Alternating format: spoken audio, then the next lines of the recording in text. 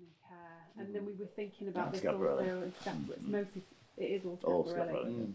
And then we were thinking about this as well, signposting with the Bloomberg Connect QR codes, but signposting the organisational work that's been happening as part of the capital development. So the development of Platt Hall and the development of mobilising the dress collection and the work that we do with volunteers to improve the collection storage, really, that we've been doing for the last 4 years, something like that, which is a massive piece of work. It's largely hidden. So it's quite nice to use the exhibition to kind of signal the other work that's happening in the gallery as well, and how we are as an organisation and where we're up to. Because I think with the start of the fashion gallery, people before that were always very, they had massive love for the costume gallery and Platt Hall, and it was a real worry about the, what was going to happen to the dress collection, was it going to be cared for, This is what we are driven to do and support. So this is almost where we go back to each time when we're looking at what we're drawing out up through this collection, what we're focusing on.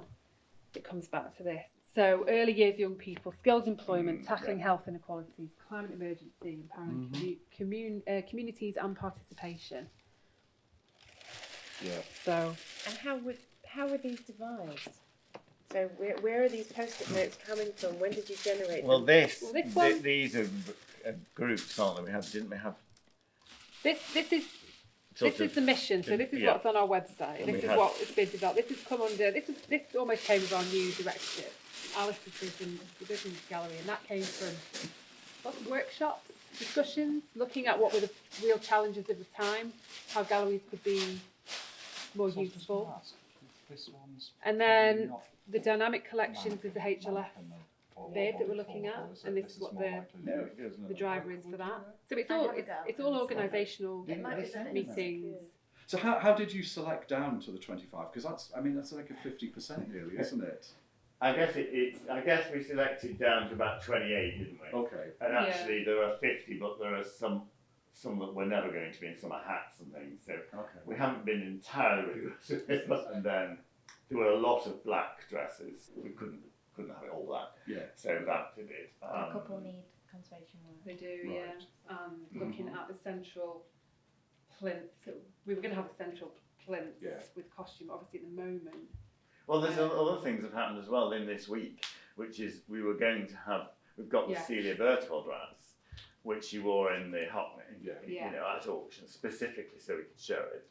So the first thing was I asked if we could borrow it from the actual painting. And they and ahh'd said no. Immediate statement for a visitor here. Yes. When it's at the same scale. I agree. And in my mind, I can see a couple of options. One, if we had the money, is to almost kind of build that in 3D and make it. The other thing would be to draw it full size as an outline, but then maybe paint in the dress. And focusing on Celia. So it's almost almost like you do a black and white, a monochrome thing. That is a good idea. Pick out the dress, and then you make make the juxtaposition. Yeah, that's fun. We thought you'd have good ideas. Yeah. I mean, my question, like I said, I can see that it's an immediate impact. My question would be, how does this way of looking fit into how you're asking people to look throughout the rest of the exhibition? The actual material dress, you can then explore how he's painted it, because there's a lot of information on that. I mean, he didn't do it. He took a long time, and he agonised, and the way that feet go into all the layering of texturing and etc. He was still experimenting with his double portraits, I think. So what I mean, again, just thinking out loud, what I'm thinking of then is you ask a number of people to paint the dress. And you look at the different techniques that a number of artists use, if they're using watercolor, acrylics, oils, pastels. That might work nicely. And you have a number. You have the shadow of Hockney. It's never easy, is it? No, because then when you become realistic, what do you do with the head, isn't it? Yeah, and I don't think we can try and make it Celia, can we? But maybe just the gesture. I think it is about gesture. I do. I don't think it needs a wig. No, it doesn't need the hair, the wig, the thing. It's just. Yeah. Well, the more important thing out of this tiny conversation is when you said each garment is telling its own story. Yeah. So in a way, the overarching narrative is each garment is telling its own story. I think it sort of is, isn't it? It's, Yeah. I mean, Well, that this was is where we the- need to sort of find that balance. We Really, do. because there is a very strong story of the the restoration and care, like the piece that was Schiaparelli Yeah. piece. Yeah. Have you got that? Yeah. But it also has a big story about the wearing of dress, how heavily it's worn, reworn, and Well everything done. else. You know, the time before the 60s where it was all throwaway stuff, and where we're at today. So we are surely moving back to the point where you actually do buy clothes to wear for a long time, for all sorts of reasons. Money, but also the planet. And so it's a sort of circular journey, isn't it? Conservation. But again, if the story is about the wear, Yes. do we want it to look really nice? Or actually, Well, do exactly, we want, yeah. It's not do we gonna look want better the than wear this. to be really obvious? Yeah. You know, do we want the wear to maybe be It will more do. obvious than It does look worn, and it's got I things don't think missing. there's much disguise in No, it. I mean, Yeah, but that's- no, it will definitely look that's as though it's what's had a life. Beautiful about it. Yeah. Yeah. You can see here that's been There's all put into- all of it needed a lot of. I mean, it's £5,000, so. So you've got this collection. They all have inherent narratives, things that are really embedded in them. Sometimes it's about making, sometimes it's about wearer, sometimes it's about design. Yeah. You also have in mind particular audiences, because we've talked Yeah. on a number of occasions. I remember, design students, fashion students. Yeah.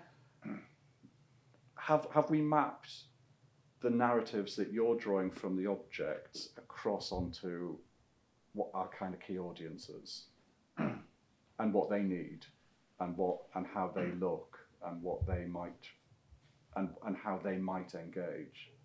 Yeah, so this is what we were talking to Kate Day. it was, Yeah. Because That's, obviously yes. we're learning we're trying to pick up and learn from Dandy's style and people's behaviours and connections to it, and some of the engagements happening around that, and the partnerships that Kate Day's been and we've been developing with Manchester Fashion Institute, who are extremely keen to work on that. I mean, Brilliant. they're so thrilled that we finally Manchester Art Gallery has a permanent fashion gallery. Yeah. So, you know, for focusing on sustainable fashion and looking at what activity can happen. We're connecting with Stitched Up as well, doing a clothes swap event. Okay. So I'm wondering about whether we can do more of that, and that can be done with young people as well. So this particular piece, we've got these two great bits of film footage of Vivienne Westwood from 1982 being interviewed by a lady wearing the dress and saying, how do you wear it? And Vivienne's talking about the concept behind it. And she says it's about finding the primitive seed in the mud. You have a pot of ideas, you throw something in, it's not working, you throw away the pot, you bring something else in. And I think it's really a nice way to hear a designer speak about their process. And this will be on open display, so we'll have this almost certainly on plinths in front of the screen. Yeah, so Oh, okay, showing right. I think in the past I've said I'm interested to find out how that audience looks, but I suppose it's not just about looking; it's about how do they engage with it. Yeah. It's so vivid, isn't it? It's so vivid. What's this? My Madame favourite. Grey. Madame Grey. Yeah. So not typical then. No. Well, it's a bit later. It's early 50s. So Madame Grey obviously had to change. She couldn't always do sculptural 30s stuff. But it is still very much the figure. And each of these is a separate sort of panel, isn't it? A door. Yeah. And she's also sticking, even though it's not this pleated, she's also sticking to the vertical line that is the pleat. No waste. Yeah. I think this must have been very difficult to do. And inside, this is what I think is quite interesting. The construction inside. So is that a tiny tuck to allow for the difference even in volume from 2 inches up to the hem it is? Oh yeah, because there's another one there, look. Yeah. So So the hem is stripe or absolutely. accent onto it and then Yeah. bring it in a bit. Yeah.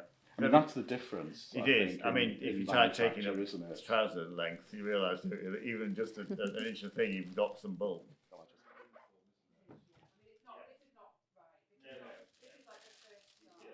was just to see what we could get in and what worked.